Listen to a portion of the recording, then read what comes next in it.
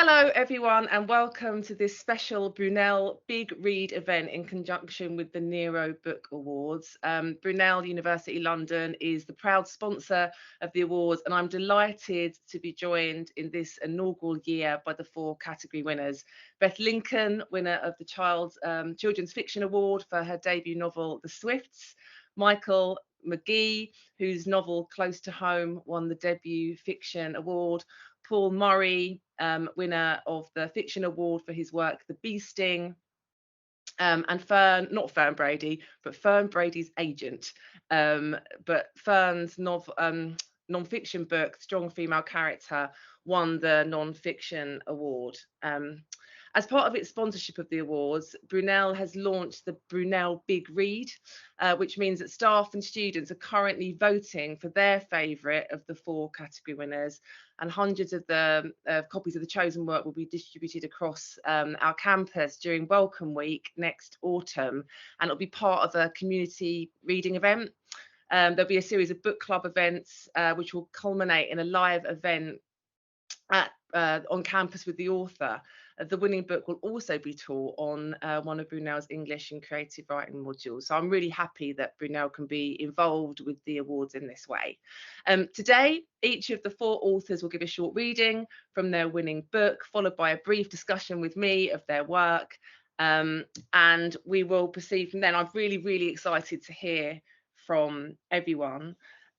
So if I could invite the writers to just introduce themselves and say a brief summary perhaps of their book and why they wrote it. So perhaps beginning with Beth.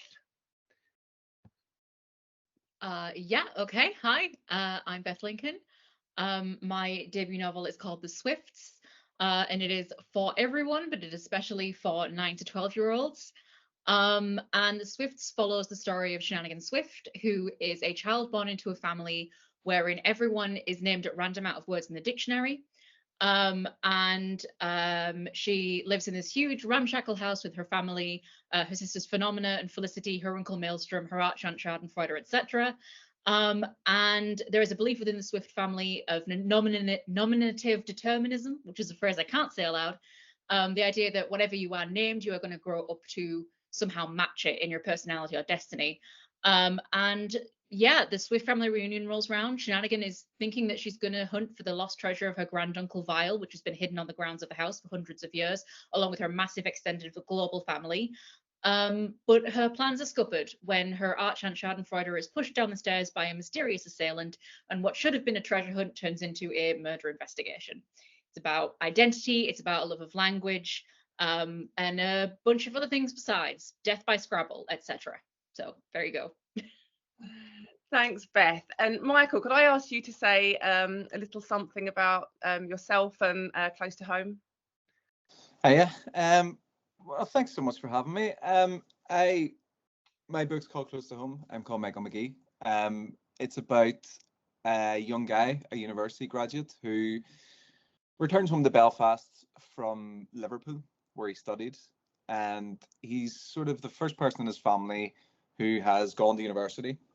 Certainly the first among his group of friends and the people he grew up with who went to university. And upon returning to Belfast, he sort of falls back in with the crowd that he was in some way trying to escape from, by leaving, obviously. And with that sort of falls into old modes of behaviour. And one night at a house party, he assaults this guy. He hurts him pretty bad, and I guess the rest of the book then is sort of him sort of trying to come to terms with what he did, while also sort of navigating a city that's still feeling the after effects of the troubles and the conflict that their parents sort of lived through, and also like trying to find his way in a world that, you know, where there isn't a lot of opportunities for young people, regardless of the fact that they have degrees or not.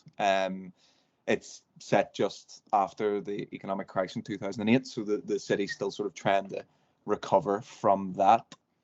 As to why I wrote it, Jesus, why do you write anything? I guess because there was nothing else to write, and this just happened to be where I went. So yeah, That's about it. That's great, thank you. And not lastly, but Fern's contribution will be added later. Paul, can I come to you? Hi there. Yeah, my name is Paul Murray, and my book is called The Bee Sting. It's a novel about a family called the Barnes family who live in a small town in the Midlands of Ireland, and they've got a car business. The book's set in 2014, like right at the end of the kind of financial disaster that hit Ireland. And the business is just on the brink of collapsing, and they've gone from being sort of like quite a wealthy family with a lot of status and power in the town to being just like very close to just, you know, going down the tube altogether.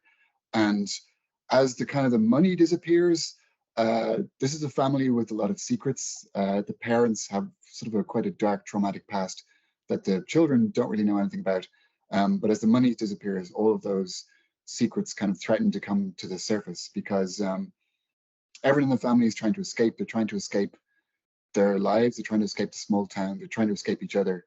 But the routes they take, or the things that offer themselves as solutions, turn out to be much worse than the situation they're already in. So again, like I'm going to chime with Michael as to why I wrote it. Like, I mean, I guess you just sort of, you play the cards you dealt. I was planning to write a short kind of a romantic comedy. That's how the book started off. It's not short by any stretch, and it's like it's got some comedy in it, but there's a lot of sort of sadness and grief in it as well. I started writing it at the end of 2017 when the world was, I mean, the world's always in a dark place, but I just felt like I couldn't write a comedy, so it was a way of kind of addressing some of the fears and anxieties and dread that I feel just as a person in the 21st century. Wonderful. Thanks so much to all of you. So I think now we're going to have a short reading and then a little bit of a Q&A with me in turn, beginning with Beth. I'm really looking forward to hearing you read, Beth, from The Swift. So over to you. Do come off mute as well. Yeah, good shout. I don't fancy acting this out on mute. Okay. So for brief context, this is from quite at the beginning of the book, where Shenanigan has learned about this idea of nominative determinism, a word that again I can't say, and has decided to go looking for her own gravestone, which was carved on the day that she was born and put in the cellar for safekeeping. There was another tradition in the Swift family that went along with the naming. It was not as cheerful. A week or so after a child was born, a large, heavy package would arrive at Swift House to be stored in the cellar until it was needed. The names were quite literally set in stone. Staring down from the top step, Shenanigan decided that the cellar must be where her family stored all their extra darkness. She and Phenomena looked out over a room that spanned the entire length of the house, an endless space where shadows lived and breathed and were swallowed by bigger, hungrier shadows. The torch was a bare thread of light twisting away into a labyrinth of steel racks, and on these were stacked gravestones like books on a shelf. Shenanigan shone her torch at the nearest stone. It read, "Ameliorate Swift." And then there was a blank space where the dates should be, and below that was her definition, verb, to make something better. A sweep of the torch down the shelf revealed hundreds more. Until now, Shenanigan hadn't really understood how large her family was. The Swifts had scattered themselves across the world, and she had met so very few of them. Well, they were alive, at least. She usually made their acquaintance once they weren't. Well, never find me in here, she said cheerfully. Of course we will, said Phenomena. Look, they're alphabetized. It's like a library. Shenanigan squinted. It was true. There were neat letters stamped into each of the shelves. It was exactly like a library, except you were only allowed to check out one book, and only once you had checked out yourself. Even with the letters, it was difficult for the girls to find their way. They took a right at D and ended up at M. They turned left at M and found themselves at H. They passed through P, Q, R, and ended up back at A. Oh, called Phenomena. Oh, what? No, just oh, we've passed it already. Oh, can you see I? No, it's can you see me? You's back that way. I thought it was you are. You're both ridiculous, said a voice from the darkness. The girls whipped round. Felicity stood with her arms crossed, looking as bored as it was possible to be at midnight in a cellar full of gravestones. What are you doing here? Hissed Shenanigan. Felicity scowled. What am I doing here? I was up late sewing when I heard someone galumphing about down here. I thought there might be burglars. We weren't galumphing. And what would you have done if there were burglars? Well, I've asked them if they would fancy being kidnappers instead and pointed them towards your room. Shenanigan had learned a new word recently, which was incandescent. It meant both brightly lit, like a candle, but also furious. With a torch angled up to her chin and her anger making her glow from the inside, Felicity was definitely incandescent. Phenomena stepped between them. This is pointless. Felicity, are you staying or going? Well, knowing you two, you'll knock over a shelf and get crushed under a pile of rubble, snapped Felicity. So I actually wouldn't enjoy that very much, even though you deserve it. You're my sisters, so move out of the way. Before her sisters had come along, baby Felicity had had little to do except crawl around the hedge maze in the garden. She'd grown quite adept at labyrinths, and now found her way through the shelves with ease. Shenanigan and Phenomena followed close behind her, and the darkness brought up the rear. After a while, Felicity said, "Look, there's S, give me a hand," and with effort the three of them turned Shenanigan's gravestone to face them. They crowded round to read. It said, Shenanigan Swift, noun, I, tomfoolery, skullduggery, mischief of all varieties. I, a devious trick for an underhanded purpose. Shenanigan chewed her lip. Well, said Felicity. That's me, all right, said Shenanigan miserably. I don't know some of these words, but I can see mischief in there, and I know what that means, and I am definitely it. So why don't you look pleased? Asked Felicity. Phenomena started explaining to Felicity all about nature versus nurture and predeterminism and a lot of other complicated things, but Shenanigan had stopped listening. She was staring at the slab of granite with a name on it. For many people, looking at your own name on a gravestone would be a sad or frightening experience, but for Shenanigan, who had been rehearsing her aunt's funeral for years, it was just like looking at a jumper she hadn't quite grown into yet. Her finger traced the neat carved S. According to this, she would be setting traps and causing trouble forever. Even if she liked her name, which she did, and even if it suited her, which it did, she would have preferred to have been consulted before she was stuck with it for life. Shenanigan was feeling a lot of complicated things and not enjoying it very much. Thanks so much, Beth. There's such beautiful attention to the phonetic quality of language in this book. I think these words like, well, shenanigan obviously is a brilliant word, like just a brilliant word and a name, but also words like galumphing and incandescent. And I read somewhere that the name Shenanigan emerged from a writing exercise. And I wondered if you could tell us something about that, and also maybe just in general about the process of writing this book. Yeah, so actually this book kind of came out of my own creative writing MA. I didn't know that I wanted to write children's fiction before this. It was kind of an experiment in much the same way Paul was describing, where he set out to write one thing and ended up writing something completely different. This was a book that it came out of a love of Gothic fiction, and especially this kind of like gleeful Gothic that comes out of things like Mervyn Peake's work. Then there's obviously writers like Terry Pratchett, Lemony Snicket, all of these kind of people who love to play with language and humor. But I am bad at naming characters. So what I used to do was take a dictionary and just pick a word and go, okay, if I was going to name somebody, I don't know, apotropaic, for example, which is a word that means something that is supposed to ward off bad luck. What would that look like if that was a person's name and if they somehow matched it? Yeah, it's a fantastic idea, and obviously lots of the names in the book have got roots in the meanings of those words as well. I was also thinking about, yeah, like the book changes from being a treasure hunt into a sort of murder mystery or a whodunit, but it feels like a very modern whodunit compared to, say, like the whodunit, you know, the Agatha Christie's and the. So I wondered if you could tell us, you know, was it deliberate? Were you trying to sort of bring up to date this sort of much loved genre, but possibly a little archaic sometimes? Yes. I mean, 100%. I mean, when I set out to write it, as it kind of evolved, what I was really inspired by was the kind of golden age of classic children's fiction, but which obviously have their good qualities, but are, of course, deeply rooted in you know, homophobia, racism, the kind of colonial mindset that necessarily comes with when you set something in a huge old house with a family full of old money.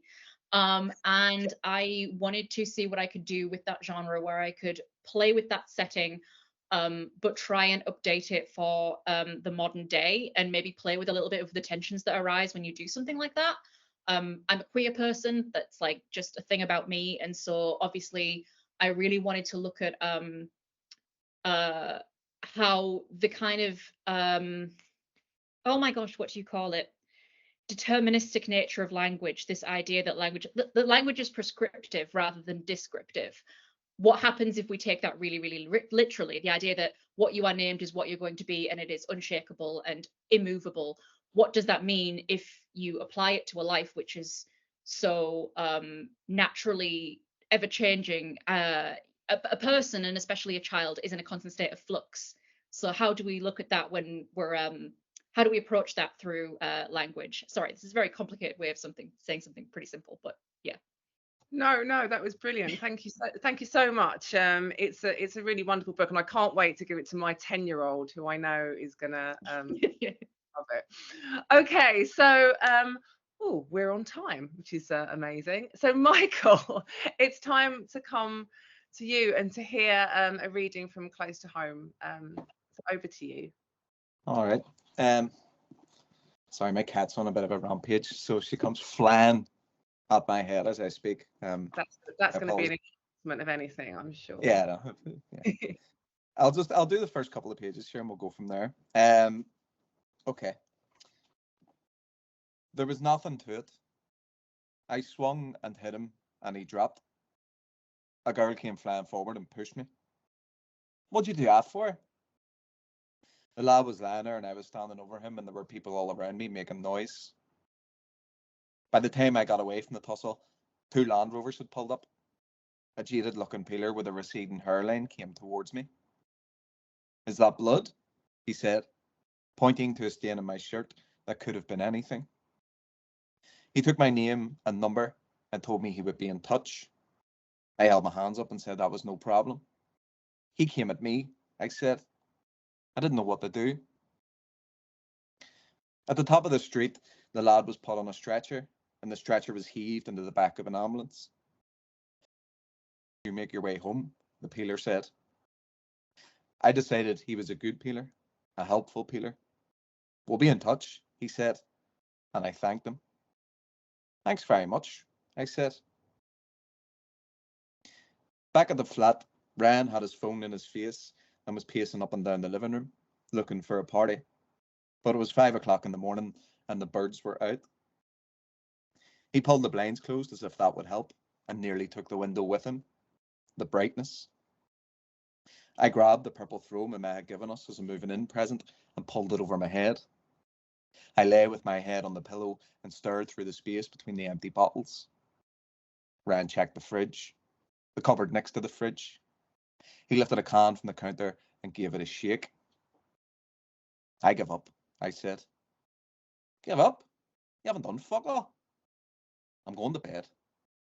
Fuck's sake, Sean.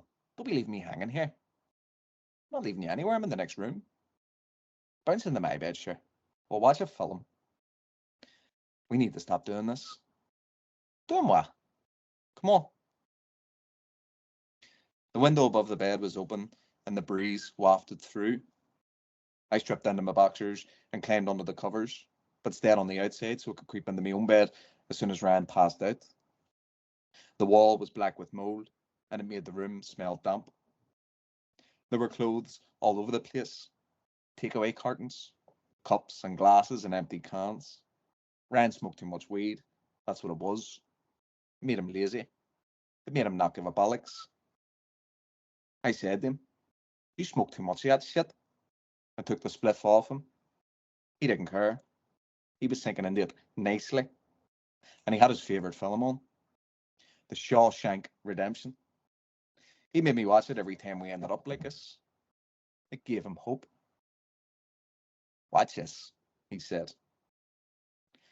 It was that scene he loved, the one where Andy Dufresne arrives at the penitentiary and all the inmates are going mad, screaming at him, calling him and the rest of the newcomers fresh fish. I didn't think much of Andy the first time I laid eyes on him. That was Ryan's favourite line. He thought it was brilliant. I did too. Never judge a book by its cover. That's what that means. Never judge anybody, because you never know. Sinead, we'll leave it at that. Many thanks. It's really lovely to hear it in your voice, you know, read aloud, Michael. And that sort of brings me to the first question that I've got for you, because I thought that the book is written in such a sort of this. There's a sort of wonderful frankness to Sean's voice. He's troubled and really likable, um, and I believe him. I suppose that's what I was thinking about that voice, and I wondered how you came to that voice, whether it was always in first person, if you'd ever thought about a more distant voice. Yeah, how did you find the voice for this novel? Oh, thanks so much for saying that. I think it's interesting because the book sort of came out of this writing exercise that a friend of mine set me, which, you know, never ever works, but in this one instance it did. And I think I had like a bit of a block, you know. It was sort of, it was around 2016, and I was sort of struggling to find my way in, to put it frankly, and he had edited a couple of my stories before that, and he sort of saw like this kind of general reluctance in me to sort of go into places that I hadn't gone into or far enough, you know, and you could feel it in the writing. And he set me this task to write, to sit down and write a letter, to someone who you respect and admire.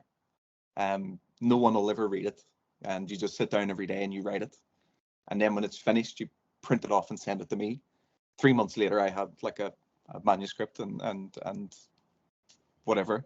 But the thing that allowed me to do was to sort of get out of my own way, and just sort of say all the things that I felt that I wasn't able to say within the realms of fiction, essentially, and to use that voice in a way that I hadn't really been able to do before, you know. I was probably very self-conscious of my voice. I maybe felt like my voice didn't belong within the realms of literary fiction, you know, and that sort of self-doubt was stymieing me in some way. But weirdly, actually, and it's interesting though, but that opening section, that opening part where I should have said at the start, I always forget my audience, but I'm sure the peelers or police, you know, people over here call them peelers after Robert Peel, the guy who set up the judiciary in England. But those first lines in that first little section at the start, beneath, was the first thing I ever wrote, and remained the same all through the process of writing the book.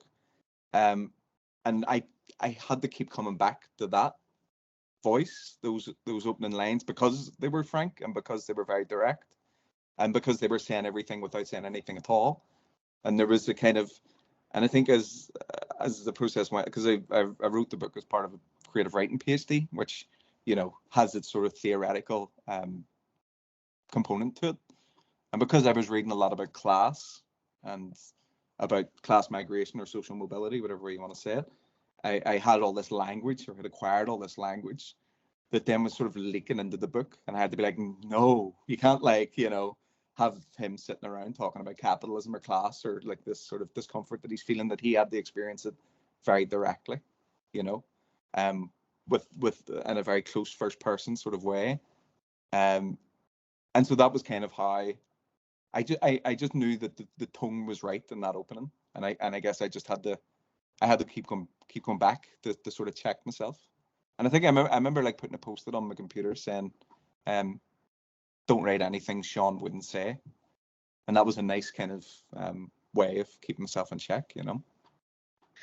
Yeah, that's so interesting, because it's the first thing I noticed about the book is the voice. I was like, wow, this is really something that's cutting through. And so much in the book sort of chimes with me, some of the stuff about, you know, growing up in a kind of working class area and young men and apathy and social class and lack of opportunities. And I wondered, had you deliberately set out to write a book about masculinity, or is, you know, what comes first in a way, the theme or the book, or the, you know, how did that emerge? I think I didn't think about it on them terms, for sure.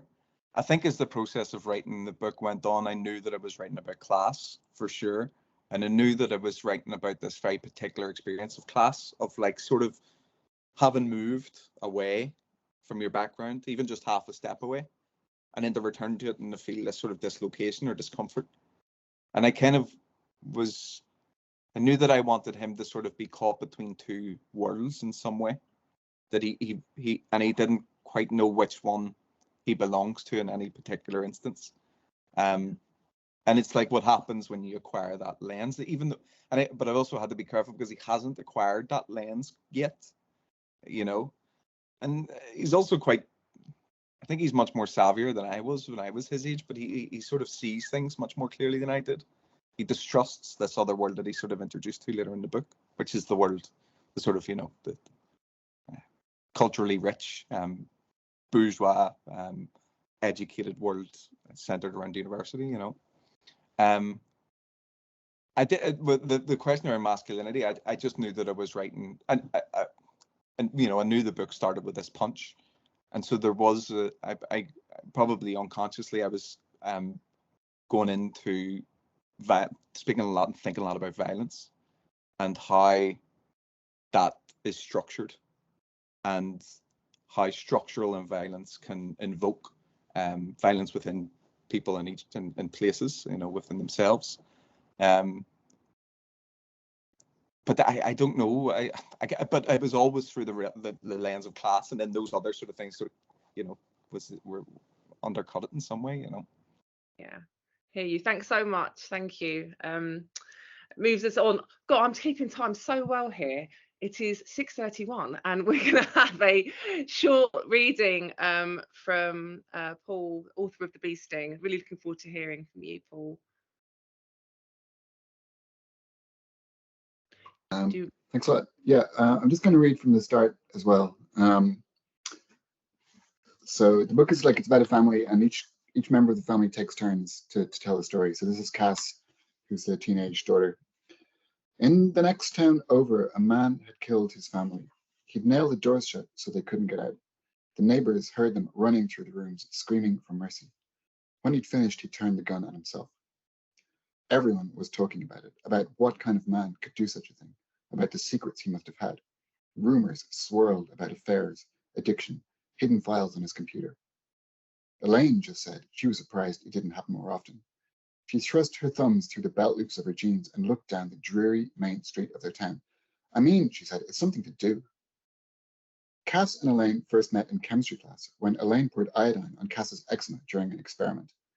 It was an accident. She'd cried more than Cass did and insisted on going with her to the nurse. They'd been friends ever since. Every morning, Cass called to Elaine's house and they walked to school together. At lunchtime, they rolled up their long skirts and walked around the supermarket, listening to music from Elaine's phone, eating croissants from the bakery section that were gone by the time they got to the checkout. Cass felt she'd known Elaine forever. It made no sense they'd not always been friends. Their lives were so similar it was almost eerie. Both girls came from well-known families in the town. Cass's father, Dickie, owned the local Volkswagen dealership, while Elaine's dad, Big Mike, was a businessman and cattle farmer. Both girls were of slightly above average height. Both were bright. In fact, they were consistently at the top of their class. Both intended to leave here someday and never come back. Elaine had golden hair, green eyes, a perfect figure. When she bought clothes online, they always fitted perfectly, as if they'd been made with her in mind. Writing about her in her journal, Cass used words like grace and style. She had what the French called je ne sais quoi. Even when she was clipping her toenails, she looked like she was eating a peach. When Cass came around to Elaine's house, they would sit in her bedroom with the carousel lamp on and look at the Miss Universe Ireland website. Elaine was thinking seriously about entering, though not for the title itself so much as the opportunities it might offer. The previous year's winner was now brand ambassador for a juice company. Cass thought Elaine was prettier than any of the contestants pictured online, but it was tricky. Each of the girls competing to be Miss Universe Ireland, and from there to be Miss Universe for the world / universe overall, had an adversity they'd overcome. One had been a refugee from a war in Africa. Another had needed surgery when she was a small girl. A very thin contestant had once been very fat. The adversity had to be something bad, like a learning disability, but not really bad, like being chained up in a basement for 10 years by a paedophile. Cass's eczema would be a perfect adversity. They wondered if she held her skin up against Elaine's long enough, whether she could pass it on to her, but it didn't seem to work. Elaine said the adversity requirement was unfair. When you think about it, it's almost like a kind of discrimination, she said. The housekeeper knocked on the door to say it was time for Elaine's swimming lesson. Elaine rolled her eyes.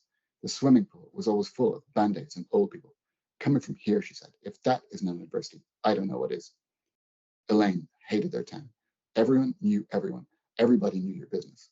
When you walked down the street, people would slow their car to see who you were so they could wave at you.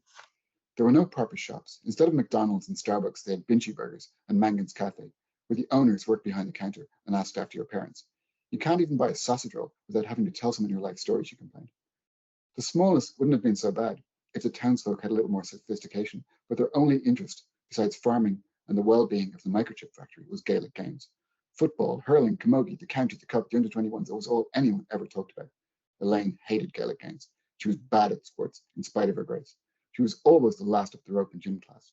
In games, she confined herself to the sidelines, where she scowled, flicked her hair, and wafted reluctantly back and forth with the general direction of play, like a lovely frond at the bottom of a noisy, grunting ocean.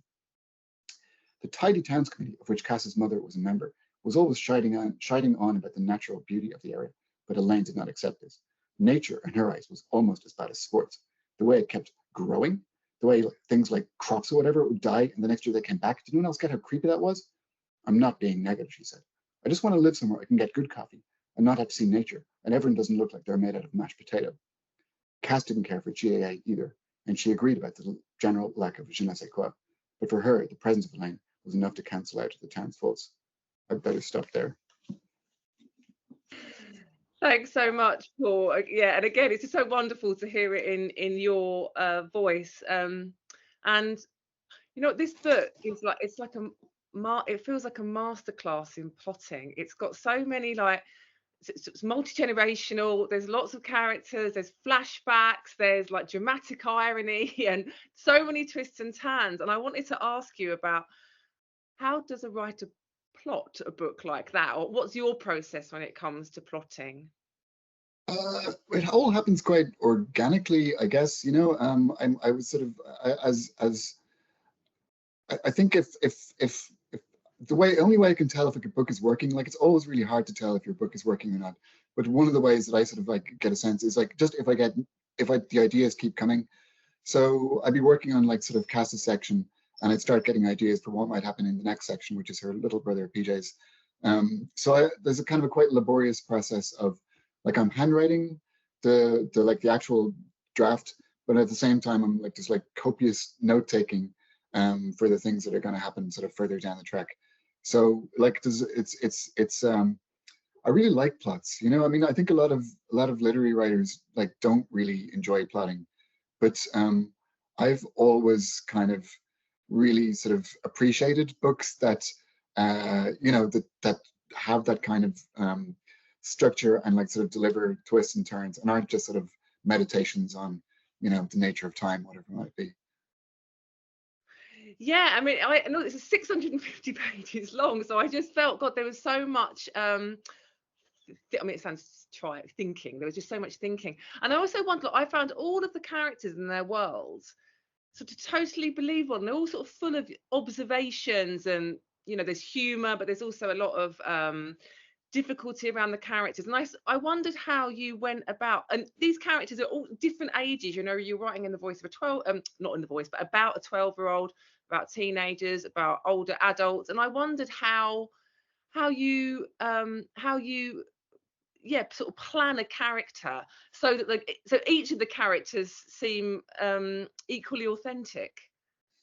I mean, it's really organic. Like, I mean, I was sort of fortunate with this book in that like each of the voices kind of came to me quite clearly. Like, I didn't have to sort of sit down and say, well, this character is like this and like that, and here's, you know, their favorite cereal and all that kind of thing. The voices sort of were there, and it was just a case of kind of leaning into the voices and listening to them, and letting them sort of tell the stories to me. I think that as I get older, you know, your different sort of strengths come to the fore as your writing kind of as your writing career kind of moves along. And one of the things I've got better at is just listening to people, listening to people's stories. People have crazy lives, you know. Ordinary people, like inverted commas, have such crazy lives, and so many of like sort of the seeds of the events in this book were just from stories people had told me over the years, you know, that would just sort of stay in my memory. So, for instance, like the book is called The Bee Sting, and the mother in the book, Imelda is her name. she's on her way to her wedding, and a bee flies in the window and gets trapped in the veil of her wedding dress and stings her. So she wears her veil throughout the wedding and the reception. But that's a true story. Like, there's a friend of mine, like that happened. Like, a bee, well, it didn't actually sting her, but it did sort of like go in through the window of the car and cause like a lot of extreme alarm and confusion, just as she was making her way to the church. So like, I guess that's it. Like, it's like, anytime I'm sort of like, I really like plotting, but I really want the characters to drive the plot. And anytime I'm sort of sitting down and going like, I'm kind of trying to plot the characters, if you know what I mean, then I feel like I'm kind of going down the wrong track. Like, you sort of, the characters have to lead you, and that sort of occurs to the extent that, like, you know, often they won't do what I want them to, you know. So I'll have a scene set up that's like a pivotal scene. Okay, well, this has to happen. You know, Cass is going to confront Elaine, and la la la. But then I'll try and write the scene, and it'll just feel kind of bogus, because it's not what the characters want to do. So I guess, like, yes, the journey for me of this book was just, yeah, just trying to stay true to the characters, in the same way just that Michael's been talking about too, and that's like just that's really like what fiction can do more than any other sort of art form. Is just sort of let people speak for themselves, and let the readers sort of empathize with characters who on the face of it like are completely different than them, you know. Like, that's sort of what the book is about, just the idea that, like, that really no one is so different from anyone else. Like, we're all bound together by things that are much bigger than our differences. Oh, thank you. Yeah, and that all makes me think that writing, you know, there's a large part of it is really hard work, but there's another part that's magic and is just out of your hands, and it's tapping into that and knowing when you've got it, and all those sorts of things. Thank you so much. So now we're going to talk to Jess Malloy, who is Fern Brady's agent, who I'm hoping is going to be a wonderful proxy for Fern, seeing as she's not here. And I've had to sort of think about kind of questions I could ask you, Jess, about this book. But one thing that sort of struck me was like what the journey from stand-up comedy, which Fern is sort of known from and started out in, to writing a memoir, and if you were able to say anything about that journey. Yeah, absolutely. I mean, obviously Fern is known predominantly as being a stand-up, but she was a journalist before that. You know, she was trained as a journalist while she was studying at uni, and she's always been a writer. And actually, I think she would be the first to say that books have been so important for her whole life. I think growing up undiagnosed and, you know, not knowing that she was autistic, she was aware that she was struggling with communication and misunderstanding people, and books were an escape for her, you know, when things were tough, but they were also a way that she learned about social cues, and she learned about relationships, and she learned how to try and understand people. So they were really important to her, and writing has always been important to her. And so it kind of felt, when she had her diagnosis, she was 34, I think, so it's a couple of years ago now, and there was a period of adjustment and a period of grieving. I think a lot of people who have a late diagnosis have experienced that, the grief of the life that you've had and the struggles that you've had, which weren't necessarily, you know, didn't have to be that way. So once she kind of processed a lot of that, she felt like writing about it was the only thing she could do. And she's talked a lot about how it just wasn't something that she was going to do on stage. It was a very different approach to what she was saying, a different way of telling the story, you know, much more nuanced and personal. So a book felt like the right way. And she was also, you know, after being diagnosed, she was reading lots about autism, and there was loads of things that she'd experienced that she couldn't find represented in books. And so she felt like, well, this is an opportunity for me to write about my experience, and, you know, how that felt. She's, you know, Scottish, grew up in a small working class town, very Catholic upbringing. It was a very different experience to what we'd seen from a lot of women writing about autism at that point. So she had a lot to say, and a book felt like the right way to do it. Yeah, and it feels like it's making a really important contribution in its discussion of autism, and that the idea of not being diagnosed because you don't to a template. I wondered, it's a bit of a harsh quote, that V.S. Pritchett quote about non-fiction, but I apply it to myself. What I want to know is about the writing process and the structure and how Fern found it. But the V.S. Pritchett quote is, "It's all in the art. You get no credit for living." And I did find this an artful book. So I wondered if you could tell us anything about it sounds a bit harsh, that quote, and of course you do get credit for living, but no, I know what you mean, because yeah, I was thinking along those lines, listening to everyone else speak about their writing process. And obviously people say, especially with memoir, there's no creativity there, you're just writing your lived experience, you don't have to come up with anything. And actually I would disagree. There's a lot to think about in terms of how you tell that story. And I think Fern and Romilly Morgan, her editor, they worked really collaboratively on the edit, and Fern was kind of just writing almost like vignettes. Like, she knew she had particular memories that she wanted to write about, particular experiences and elements of her life growing up undiagnosed, and her kind of behaviors and her autistic experience. So she kind of had these different chapters and these different vignettes, and it was always a jigsaw from the very beginning. It was a jigsaw of like working out how we're going to do this. And in the end, they settled on putting kind of tone and voice at the forefront and not worrying too much about the chronology of it all, and letting that kind of flow through once she'd found that kind of raw, authentic voice that she writes so well in. It did end up being generally quite chronological, but Fern's own kind of authorial voice comes through at moments where it needs to, and kind of dictates and jumps around a bit. But yeah, it was led by her own kind of authenticity and those memories, and that I think what people have responded to so much is quite how accessible the writing is, and particularly the audio version has been wildly successful because she reads it herself. So it's, you're really hearing that story from the horse's mouth, as it were. So I think, yeah, although she was definitely feeling a kind of a worry and a concern about, is this fair and is this difficult? I'm just kind of writing what I know day by day.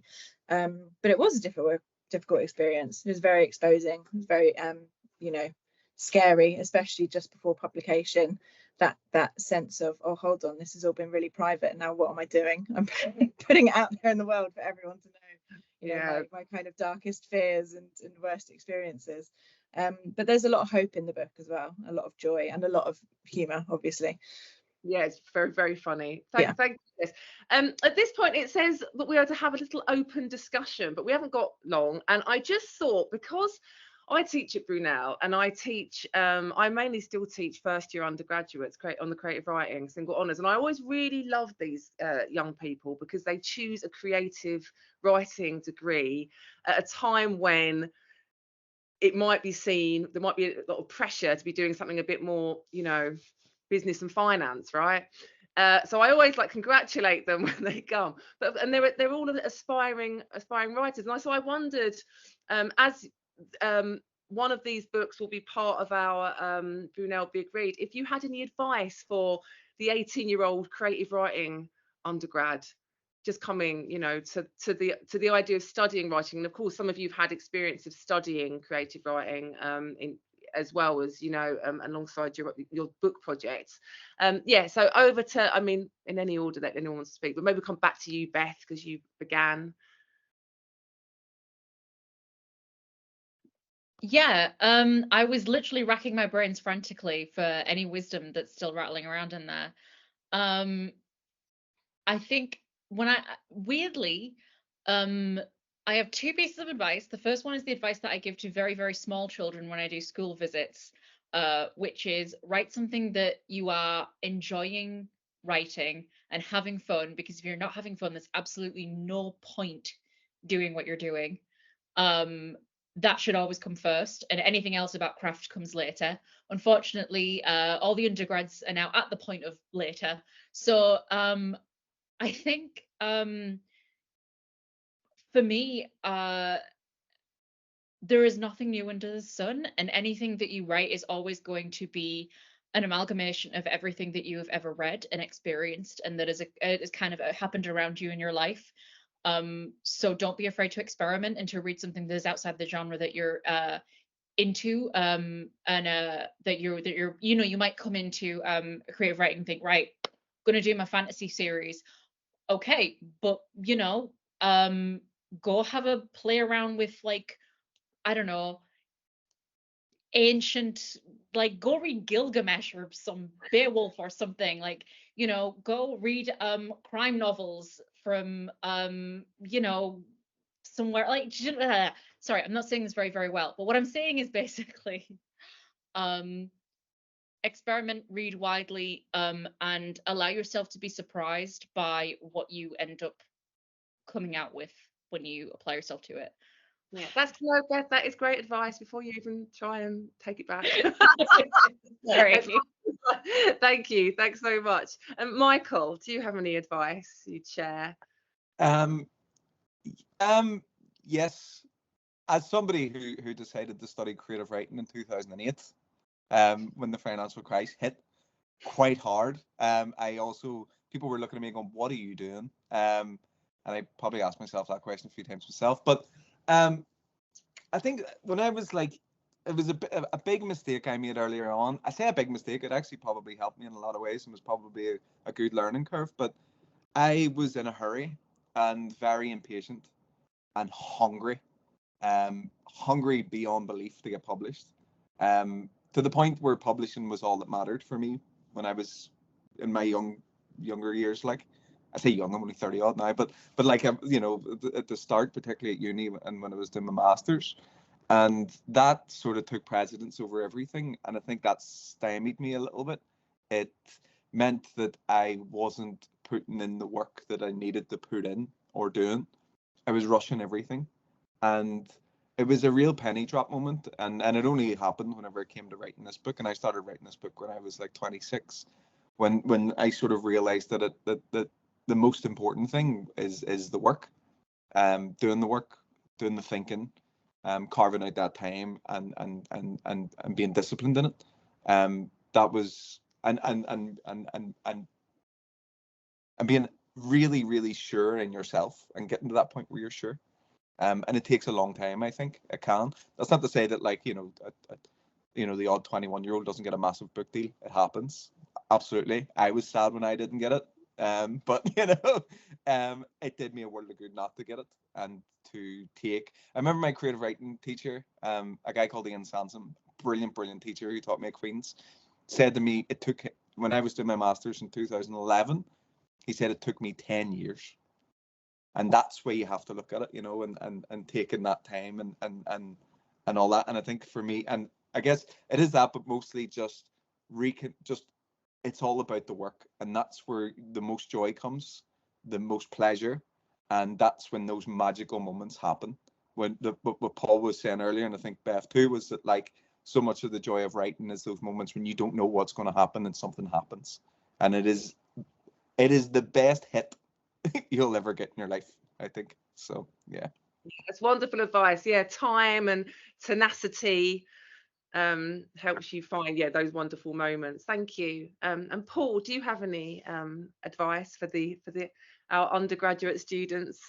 I mean, I'm not sure I can add much to that. Like, I totally agree with Beth. Just like read as widely as you can. Like read, challenge yourself. Read, like, The Wasteland, and then read some comics, and then read some just read as widely as you can. And like Michael, I think David Lynch, the filmmaker, David Lynch has this concept of the donut and the hole, and like the artwork is the donut, and like literally everything else is the hole. Like just publishing and reviews or whatever it might be, money, like all that stuff is extraneous to what you're doing as an artist. My just basic advice would be, like, just don't give up. Like, you just have to keep going. Writing, it's a lonely activity, and a lot of it's easy to lose faith with what you're. If you're writing a novel, it's such a protracted thing. It's easy to lose faith, and there's always voices. Sometimes they're from outside and they're saying, get a job. But the more damaging voices, they're one from inside you saying, you can't do this. You're not good enough to do this, and you're never going to be able to finish this. And you just got to push those voices aside and just believe in yourself. And that's the most important quality I think a writer can have. Yeah. That's such good advice, and it's funny, yeah, that thing about the novel, and of course, the three of you that are here, and obviously Fern has written a non-fiction, but these full-length books of prose, they are hard. That's why I'm a poet, because I started writing so late in my life. I thought I'll go to poetry because and I found out actually poetry needs quite a lot of work as well. But it seemed on the surface that would be a solution. Jess, do you have any advice either in your manifestation as Fern or as an agent? Do you have any advice? Yeah, I'm not going to crack any jokes, don't worry. I think probably I'll speak as an agent. It's probably my best authority. But I just would echo everything that you guys have said. It chimes so much with me. I think it is, once you get to the industry side of it, finding an agent is really difficult. Getting published is even harder. There's all of these milestones that you have to go through to kind of reach that moment of what we so often coin as success. So Beth is entirely right. Find the thing that inspires you. Make sure you're having fun with it, so that you're, the first thing, the last thing is that you're enjoying it first and foremost. I would also say try and find a community, because it is really isolating. It's really lonely. And when you're struggling, it's great to have, people to bounce ideas off of and to kind of commiserate with or to feel inspired by. It's great to have people to read your work. And I guess the final thing is, in terms of the writing process, I think a lot of people get in their heads about it having to be perfect first go. And my job as the agent is incredibly editorial, and so I would remind people that editing is as much of a process as the writing itself. So don't get yourself blocked by being like, oh god, it's not working. Like, just get words out, just get them out of you, and then go backwards and edit and bring people in and collaborate. But yeah, enjoy it. Yeah, that's a good note to end on, that there needs to be enjoyment alongside the time, the tenacity, the commitment, the quietening of the inner critic, etc., etc. Well, that brings us to an end to this event. And I thought the lovely thing about this prize is that you've already won something. You've already won your category, which is really, really lovely. So it kind of leads me to say best of luck to all of you for next week. And are you all going to be at the awards ceremony next Thursday? So I'll get to meet you all then, because I'll be there as well. So that'd be nice. So we can move beyond the cyber setup. Yeah. So thanks very much for your candor tonight, and for sharing your work and thoughts, and look forward to seeing you all soon, and best of luck.